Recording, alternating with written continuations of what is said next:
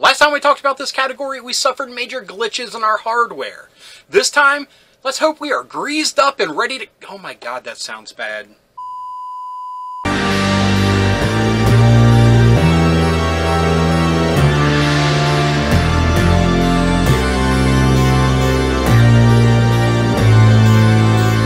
Hello, fellow dorks and dorkettes, and welcome to Plastic Ghosts. My name is Rob.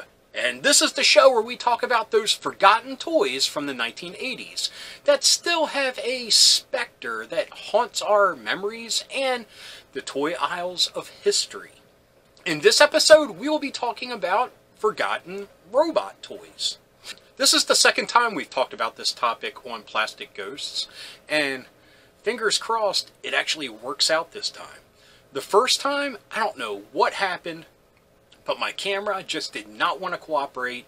I had a lot of corrupted files, and yeah, I had nothing salvageable that I could actually put out there.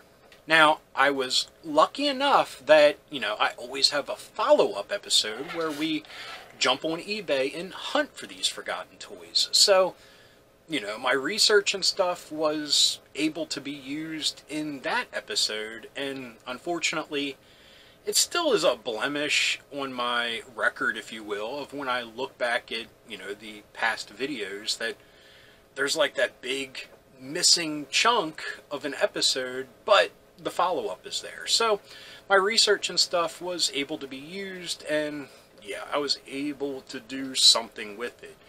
So anyway, let's hope that it actually all works out for the best this time. Anyway, robots. Forgotten robot toys, to be specific. There's a lot of them. I don't know if just robots are just one of those things that,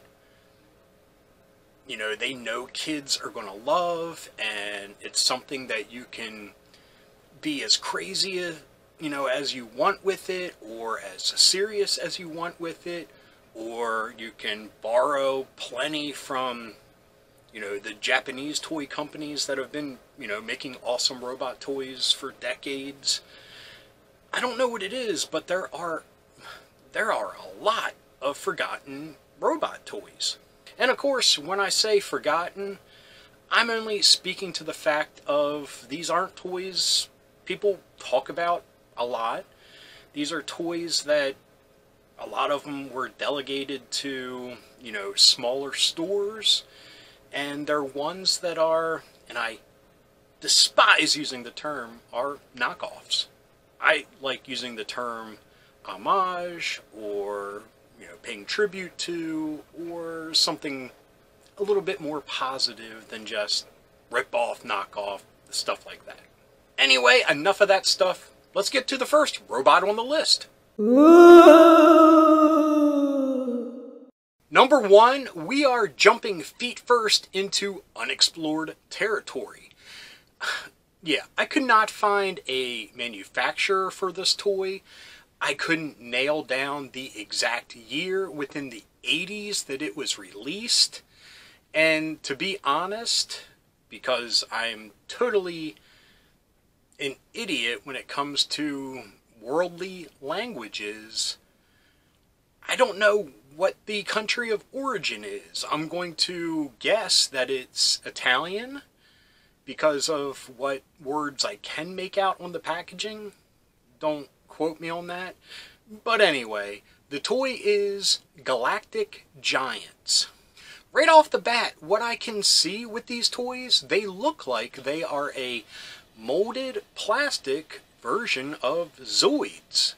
I mean, right down to the joint structure, down to the yellow cockpit hatch, clear plastic hatch, and I don't know if they have little silver figures that go in it like the Zoids did, but these look like really neat interpretations of the Zoid toys. And yeah, I was lucky enough to have one Zoid in my lifetime, and I thought it was so awesome. It was great. It was a pain to build, but when you do, it is hours of enjoyment. One of the really neat things about this toy is it is a friction locomotion toy. I guess that's the right way to say it. It's just one of those pull back and let go racers. So that's kind of a neat thing that it offers, because when you're dealing with the Zoids, those were battery operated, most of them, where they could walk on their own. So this is just another cheaper alternative to that. And I mean, I like the colors of them, and there were two to choose from, an elephant and what they dubbed just as a robot. But this looks very like dinosaur-like, alligator-like, what have you, but it's a really neat figure. Now I know these are 100% tribute to the Zoids toys or something like that, but they're really neat. And not to give any spoilers away, but when I did the research of this, there's an awful lot on the secondary market for sale. Now, I didn't click on any of those because, you know, I want the reaction to that portion of the video to be authentic, so I didn't read any of the listings or anything, but maybe we can glean some more information from them. Anyway, from what we can see, the packaging looks great, the toys look pretty good, and it would be awesome to see these things zipping around your kitchen floor. Number 2 on the list is more evidence of that tribute to Japanese robot manufacturers. Maybe just outright theft? I'm not sure. Anyway, this toy is called Hi-Fi Robot. There was only one in the entire line, and I can't dance around it. This is a Transformers Frenzy figure. I don't know if this was supposed to be like, you know, flattery at the highest level or just outright theft, but this is like a Takara / Hasbro Frenzy figure. I mean, it was probably made a little bit cheaper, but I mean, the stickers look to be about the same. The tone of his, you know, blue plastic looks to be about the same. It is the same. So I don't know the story of this, but it was released in 1985 by a toy company called Caparita. And again, I don't know the country of origin, but from what I can tell, the packaging looks to be fully in English. So maybe it was one of those, you know, drugstore, cheapo versions of the Transformers that we all stumbled upon, you know, growing up in the 80s. Either way, I was a huge fan of Soundwave, I still am, and his tapes. And I never had any of the tapes other than Laserbeak, the one that Soundwave came with. So I would have loved to find this in my local drugstore or Five and Dime or department store.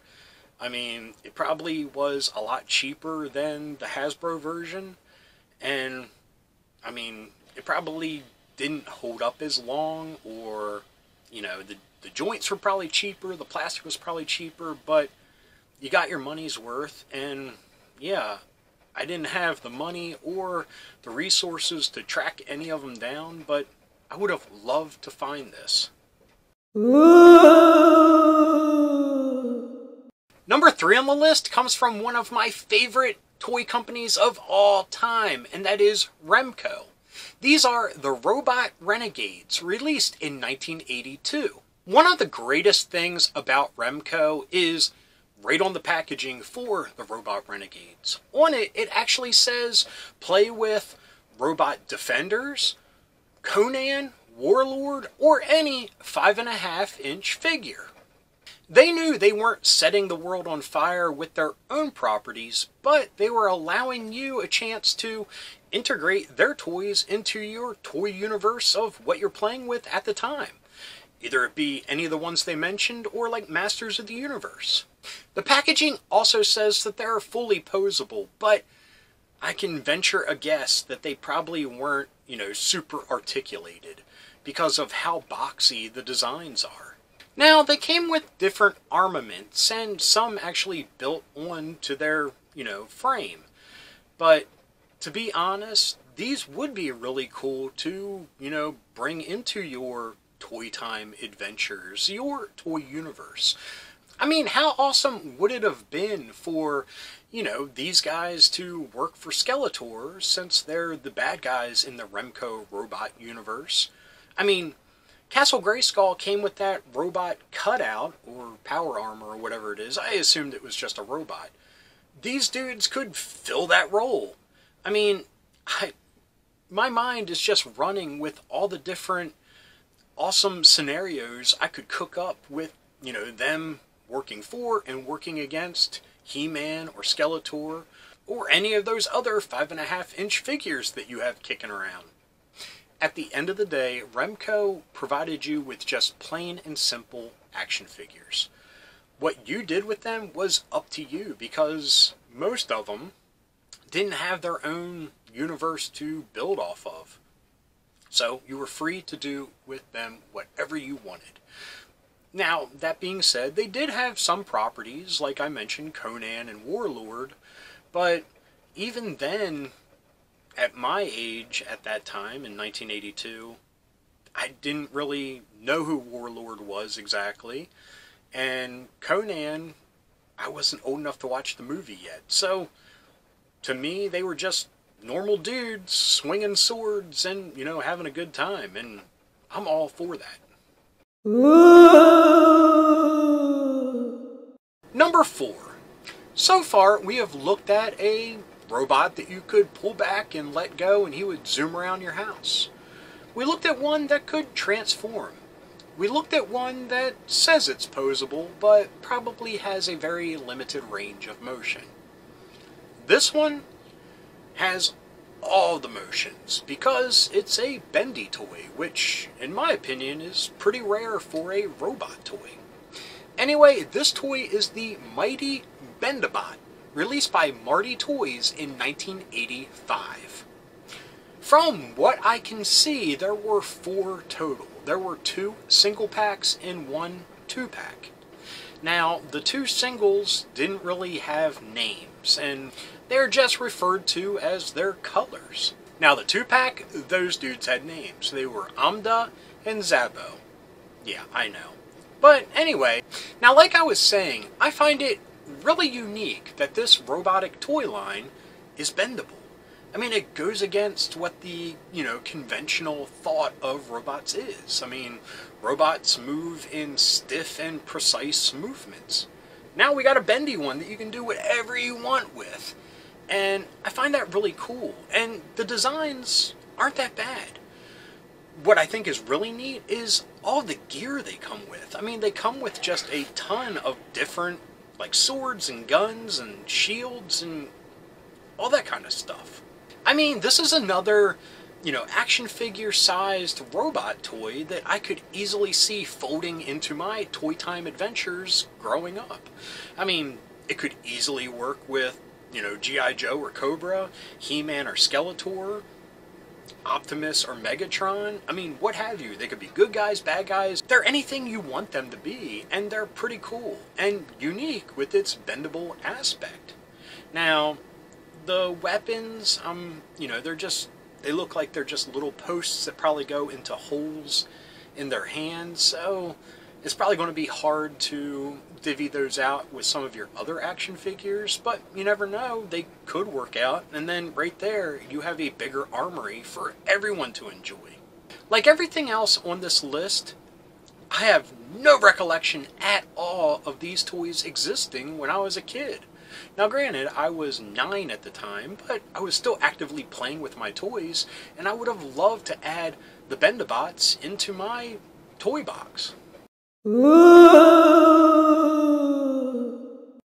Our last robot is another one that comes from an unknown manufacturer. I've seen detailed pictures of the actual packaging that they came in, and there's no info whatsoever of who made them. Now, I can only guess that maybe they were a tribute, a theft, what have you, from a pre-existing toy line in Japan. Anyway, the only info that I can really find was that they came out in 1985, and they are the GameBots. Now, the GameBots are GoBot-like in design. They're small, little die-cast transformers with very simplistic transformations. There were 4 in total, and like their name says, they were based on various games. You had a slot machine, a pinball machine, a roulette machine, and a cash register. I guess it's a game to some people. Anyway, I think Gambler Bot would probably be more apropos, but GameBot it is. And like I said, they're very GoBot-like in nature, and they would fit right in with that line. Heck, they may have come from that line originally from Japan. I don't know. But I think they're pretty cute. They're pretty neat. Like I said, very simplistic, clunky transformations, but that's kind of what you got with those little die-cast, transformable robots at the time, like GoBots. Now, you know me, I love GoBots because they were right in that price range that my parents could afford growing up. So I have no ill will whatsoever towards GoBots, like a lot of people. I think they're awesome. I mean, I think Transformers are awesome too. I'm not picking sides in this war, because no matter what, transformable robots, when I was a kid, they're great no matter what. This has been 5 forgotten 80s robot toys, and the ones we looked at cover the spectrum. We have everything from the vehicle-based robot, transformable robots, action figure-esque robots, and that's just a small sampling of the huge, monstrous list of forgotten robot toys that I have been able to research and dig up. Like I said, robots just seem to be that easy to get into toy line, mostly because a lot of them were inspired by the Japanese toy manufacturer robots, but some of them were wholly original and really awesome, like the Remco ones, or the Marty Toys Bendybot. I'm a big fan of that. I can't wait till we get into our little hunt episode and see if any of these robots have made a lasting impression. Like I said, I didn't want to give any spoilers away with the Galaxy Giant, but I couldn't find a lot of info on that except eBay sellers, and I didn't look at any of them, but there seems to be a lot, so I know that has left a, sizable footprint, but these other ones, I'm really excited to see. Anyway, I hope you enjoyed this episode. If you did, please give me a thumbs up. If you got something to say, please leave a comment. I love reading them, and I love getting back to everybody. And if you're new around here and you enjoyed this, or any of the episodes that YouTube is recommending down here, please hit subscribe. And if you hit that little bell icon, you will be notified whenever there's a new episode. So anyway, until next time, thanks for watching. Keep being rad, and stay dorky.